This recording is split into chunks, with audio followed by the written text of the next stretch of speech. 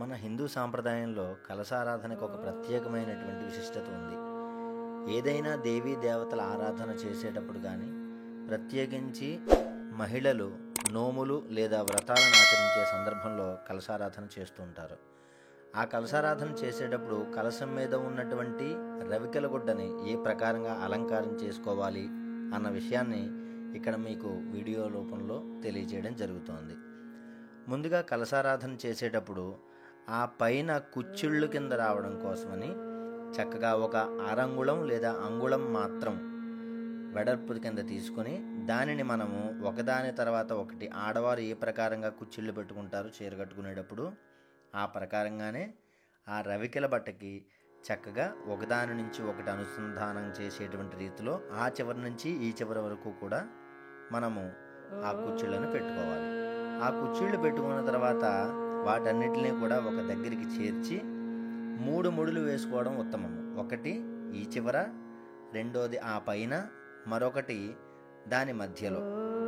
అయితే ఇలా వేసుకునేటప్పుడు మొదటి ముడి వేసిన తర్వాత కుచ్చిళ్ళు ఒకదాని తర్వాత ఒకటి సవరణగా ఉన్నాయా లేదా, సరైన రీతిలో వాటి అమరిక ఉందా లేదా అన్న విషయాన్ని చూసుకుని తర్వాత మరొక ముడి వేసుకుని ఆ తర్వాత ఒక్కసారి మరలా సవరణ చేసుకుని ఆ తర్వాత మరొక ముడి వేసుకోవడం అనేది ఉత్తమము. ఇలా చేయడం వల్ల ఏమవుతుందంటే అలంకారం చేసిన తర్వాత కుచ్చిళ్లను విడదీసినప్పుడు చక్కటి రూపంలో ఆ యొక్క పైభాగం రావడం జరుగుతుంది.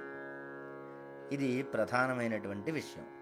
దీని తర్వాత ఏం చేయాలి అంటే కుచ్చిళ్ళన్నీ బాగా వచ్చేయి అని అనుకున్న తర్వాత కింద వరుసలో ఉన్నటువంటి ఒకానొక దారం ఏదైతే మనం కట్టుకున్నామో ఆ దారాన్ని కట్ చేసి ఆ తర్వాత ఒక్కసారి ఆ రవికెల గుడ్డని నేల మీద పరిచి చక్కగా దానిని మనము రవికెల గుడ్డ అలంకారం చేసేటప్పుడు ఎలా అయితే 3 భాగాలు త్రిభుజాకారం, అంటే చాలామందికి అనువుగా ఉండే మాట సమోసా కింద చుట్టడం అంటారు, ఆ ప్రకారంగా చేయడానికి అమరికను నేల మీదే పెట్టుకోవడం వల్ల మనకి చక్కటి అమరిక అనేటువంటిది ఏర్పడుతుంది. ఇక్కడ వీడియోలో చూపించిన విధంగా పైన ఉన్న కొసలను మడిచి ఒకదాని నుంచి ఒకటి లోపలికి తీసేలా వస్తూ ఒక కొమ్ము భాగం కింద దానిని బయటికి లాక్కోవడం వల్ల పెంచం కింద మనం అలంకారం చేయడానికి సులభంగా ఉంటుంది. మనం ఎలా అయితే సమోసా మడత పెడతామో అదే ప్రకారంగా చేసి ఆ పైన ఉన్నటువంటి ఆ కాడ కింద కనిపించేటువంటి భాగాన్ని కొంత సర్దుకుని నీట్గా మనం చేసుకుంటే కలశారాధన బాగా చేయవచ్చు. ఇది అయిన తర్వాత చక్కగా మనం కలశకి బొట్టు పెట్టుకోవాలి.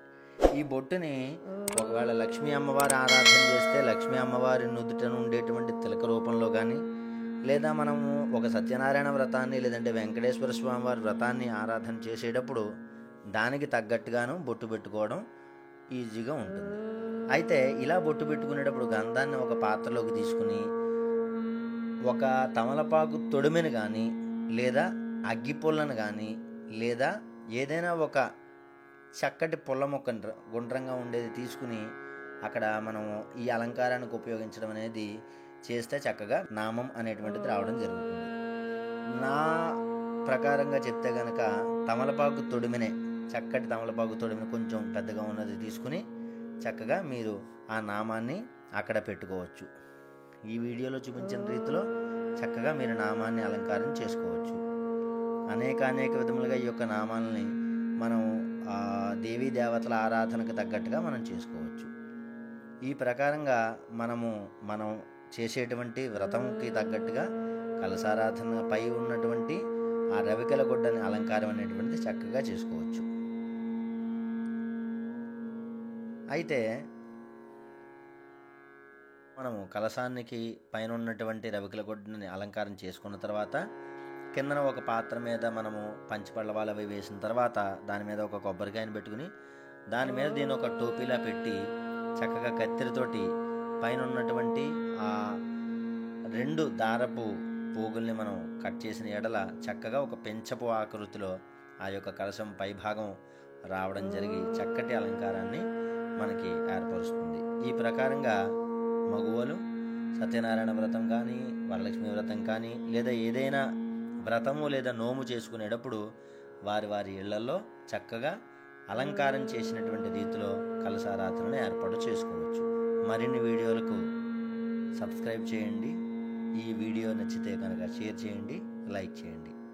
ధన్యవాదాలు. రవికుమార్ శర్మ పూజలు.com